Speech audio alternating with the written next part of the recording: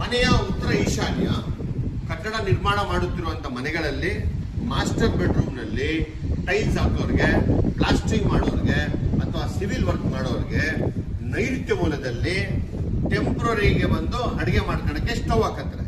ಆ ಸ್ಟವ್ ಯಾವತ್ತು ನಿಮ್ಮ ಮನೆಗೆ ಹಾಕಂತಾರೆ ಆವತ್ತಿಂದ ಆ ಮನೆಯಲ್ಲಿ ಕೆಲಸ ಮಾಡೋಂಥ ಓನರ್ಗಳನ್ನ ಕೇಳ್ಕೊಳ್ಳಿ, ಕೆಲಸ ಮಂದಗತಿಗೆ ಸ್ಲೋ ಆಗ್ಬಿಡುತ್ತೆ, ಇಲ್ಲ ಲೇಬರ್ಗಳೇ ಬರೋದಿಲ್ಲ.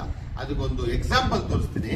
ಆ ರೀತಿ ಇದ್ರೆ ಮನೆ ಮಾಡ್ಕೊಳ್ಳೋದು ಉಂಟಂತೆ, ನೀವು ಹೋಮ ಮಾಡಿ ಪೂಜೆ ಮಾಡಿ ಅಡುಗೆ ಅಲ್ಲಿ ಮಾಡ್ಕೊಬೋದಾಯ್ತು ಅಂತ ಮಾತುಕತೆ ಮಾಡೋರ ಬಗ್ಗೆ ಆಮೇಲೆ ಮಾತಾಡೋಣ. ಬೆಂಕಿ ಜಾಗದಲ್ಲಿ ತಗೊಂಡೋಗಿ ಅಡುಗೆ ಮಾಡಬೇಕು. ಬನ್ನಿ,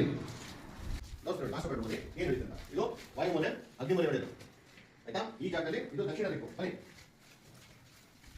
ಇದು ಮಾಸ್ಟರ್ ಬೆಡ್ರೂಮು, ನೈಋತ್ಯ ಭಾಗ ನೋಡಿ.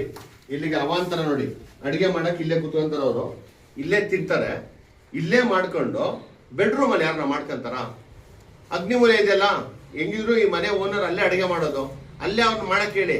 ಈ ಅಡಿಗೆ ಮಾಡೋದ್ರಿಂದ ನೀವು ಯಾರನ್ನ ಬೇಕಾದ್ರೆ ಕೇಳ್ಕೊಳ್ಳಿ, ಕೆಲಸ ಮಾಡೋ ಆಳುಗಳೇ ಬರೋದಿಲ್ಲ ಮನೆಗೆ, ದುಡ್ಡು ಬರಲ್ಲ. ಆ ತರ ಇದ್ರೆ ಫಸ್ಟ್ ಇದನ್ನ ತೆಗ್ಸಿ ತಗೊಂಡೋಗಿ ಅಗ್ನಿಮೂಲೆಗೆ